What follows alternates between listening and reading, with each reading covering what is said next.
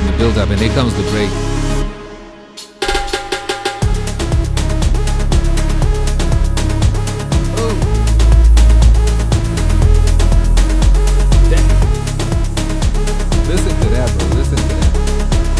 Okay, welcome back to a new video. So today's a really exciting one. Like, you know, I always think back to days when I really wanted to make really good house music, and I always struggled. I always used to make trash house music, and I didn't wonder why, because I was coming from hip-hop music and, you know, switching to house and then starting to get into production and trying to put things together and really make some house music that I was listening to, you know, based off the artists and the DJs and producers I was listening to. And I used to really struggle, and now I nail house music to the point where I'm amazed at the sounds that I'm coming up with. That's why I'm super excited to show you exactly how I put together a nice house song, right? So it's going to be super exciting. But before we get into that, remember to like and subscribe. Now let's get into it, right? So the first thing about house music you need to understand is that drums are everything. I always say this, your drums need to hit. So I'm going to play you the drums that I have in this track, right?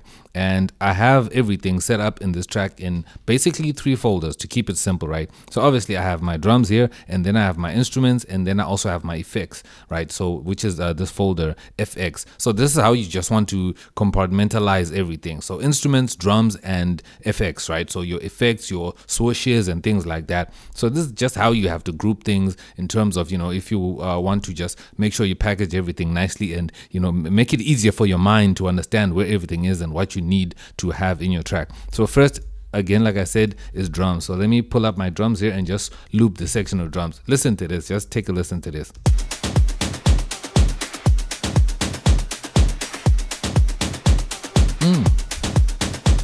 Come on, that's a groove. That's a groove you cannot compete with. That's a groove you can say sounds really good. It's got everything you need in drums, right? So what I have here that's super important is obviously, you know, the kick, but I have 2 kicks, you know. So when it comes to things like deep house, you usually don't add 2 kicks. You usually add just 1 if it's just your main kick. But for this style of house, I have 2 kicks. So I have a top kick, and then I just have my normal, you know, full range kick right here. So the top kick is very simple. I have it on this side here. So it's just playing just basically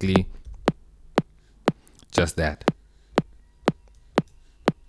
So if I open the EQ right here, you can see that it's missing a lot of low end. It's just a lot of mid range and not so much top end as well, right?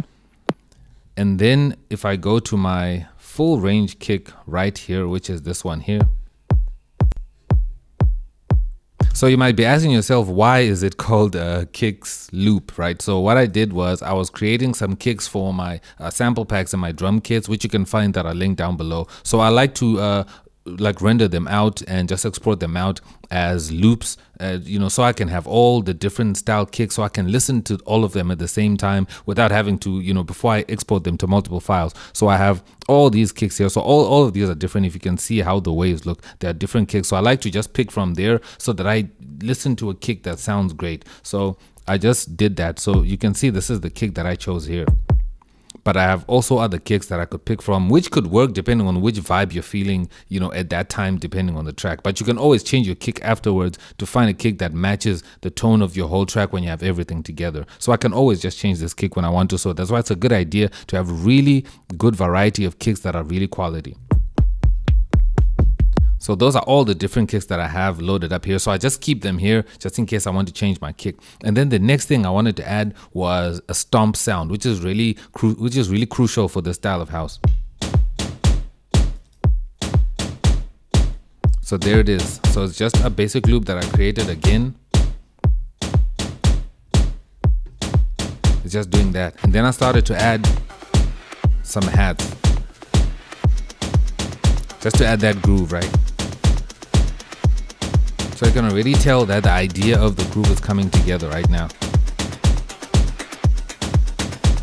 So these loops really help to, you know, to really gel everything together. So what you want to do with loops is that they help you reuse them over and over again. Because if you create something and then you just keep it as is, and then you add so much effects and then you just render it out into your track and keep it like that, you're not really getting the most out of it. So when you create a loop out of it, you can still use it again in your other tracks if it was successful in the previous track. So that's why loops are really important, especially your own loops. But obviously other people can save you time by, you know, creating loops that you can also get from them. So then I just started to build from there by adding other instruments.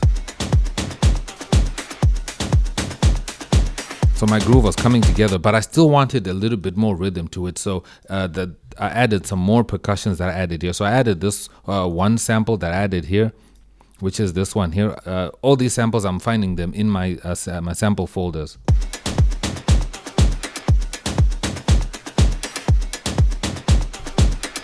So it's just that simple 2 notes that it's hitting right here.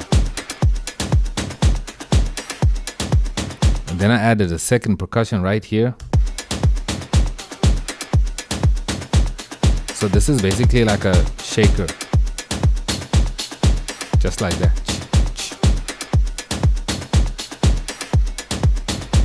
So it's about finding the spots where the sound can fill in, which creates a really nice rhythm that you want to add. And then lastly, I just have 2 more sounds.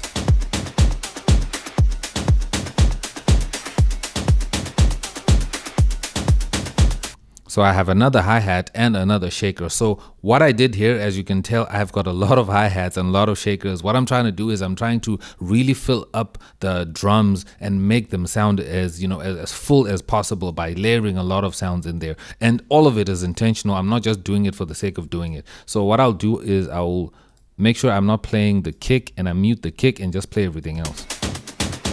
Look at how that EQ looks like. You see how full that is?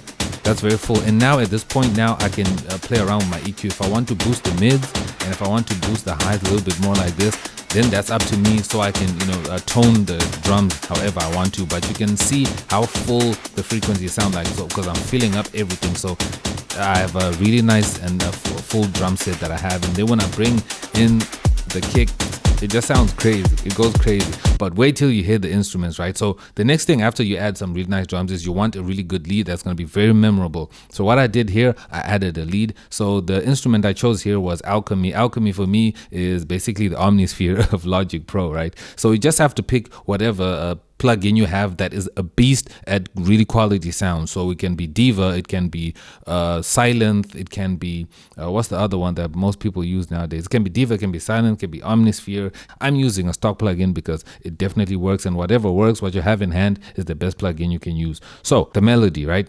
So if I bring in the melody, it sounds like this.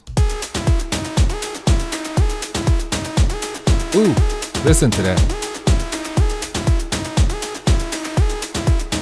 Just a simple melody. So let me just make sure I solo the melody on its own.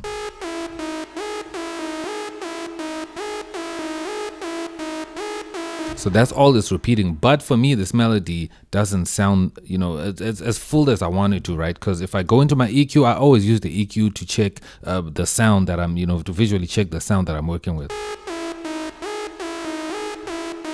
So it looks great on EQ when it comes to frequencies from around the mid-range, and then it rolls down to the high frequencies. As you can see here, you can see it has a lot of harmonics, like upper harmonics right here when it goes to the high frequencies, right? But I was missing, I don't know, some body out of the lead itself. So I didn't want to choose a different sound because this sound was great. So what did I have to do? I had to just layer. So I added another layer here, which is the Event Horizon lead.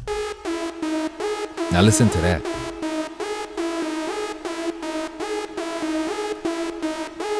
That sounds much better. So if I go into my EQ and take a look at this one, you see it's emphasizing again some more mid-range right there without creating a super muddy sound because it doesn't have a lot down here. So I love how both of these sound, right? And then I wanted some strings underneath all of this, so I added a super, like a Celtic flute and strings sound that I found again in Alchemy right here. So as you can see, it's just playing one note, just holding that note.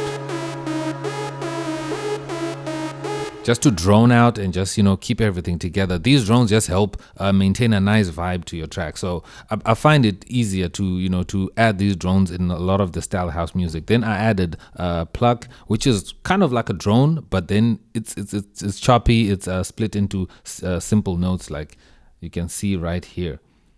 It's just simple notes like that.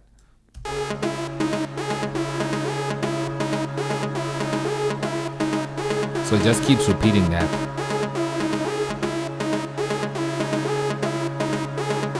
That's simple. And then before this drop that I have here, I have this sound right here, which is basically just another patch I added here, which is just a simple sound. I'm going to play it for you, which is like another string. You see that? Then it goes high like that. So it was just building some of that tension before it gets into, you know, the beat breakdown. I like when this high note comes in. It just, you know, raises up the intensity of the vibe. And then last thing is the bass, right? So with the bass, I did something really cool. So the bass holds one note, as you can see right here. It holds the root note the whole time, and then it plays like this.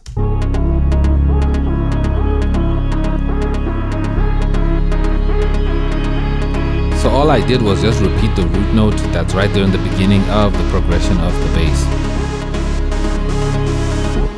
Just like that. So that's how it builds up. So it plays and plays and holds like that. And then it cuts off here. And then it comes back in here.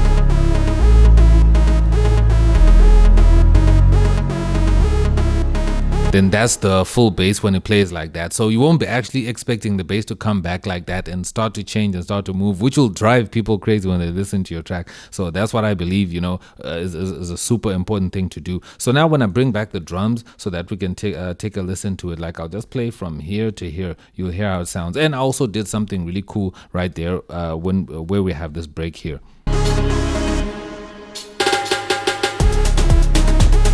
So that's what happens here. So you heard that I have a fill that I have, which is just right here also by the drums.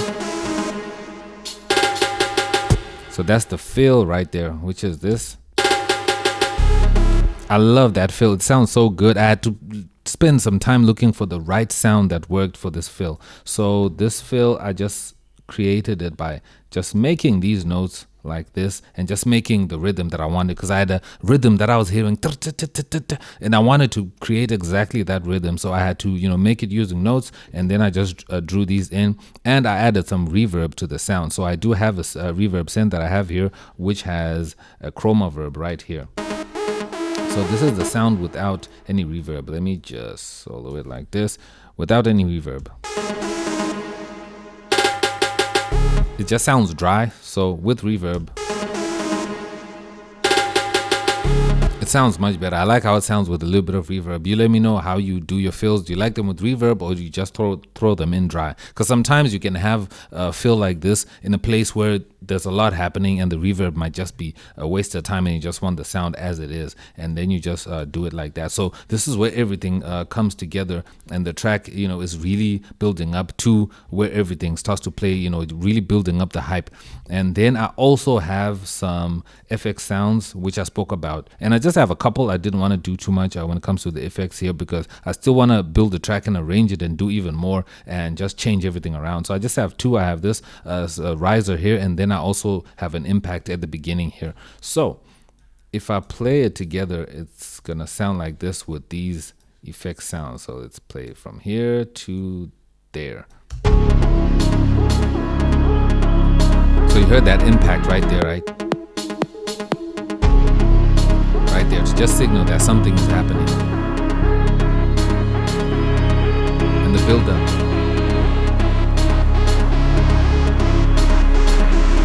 Build up, and here comes the break.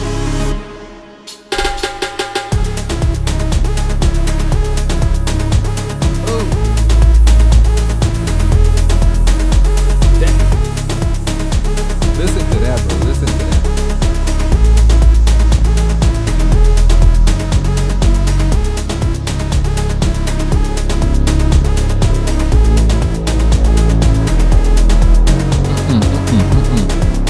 Amazing, bro, amazing. This sounds so good. This sounds so good, I can't believe it. But thank you so much for watching this video. I hope you found it super informational, and this inspires you to make some really cool house music. And I hope I went in as much detail as I could possibly do to explain to you exactly what you need to put together a really good house song. And if you still have any questions, you can always drop them down below. If you need anything to make house music, and if you want to support the channel, you can press the join button and also check out the links that are down below. But let me not hold you for too long here. If you want to watch more videos, you can check out more of my videos where I break down how to make more house music. But other than that, I'll see you in my next video. I'm X, and I'm out. Peace.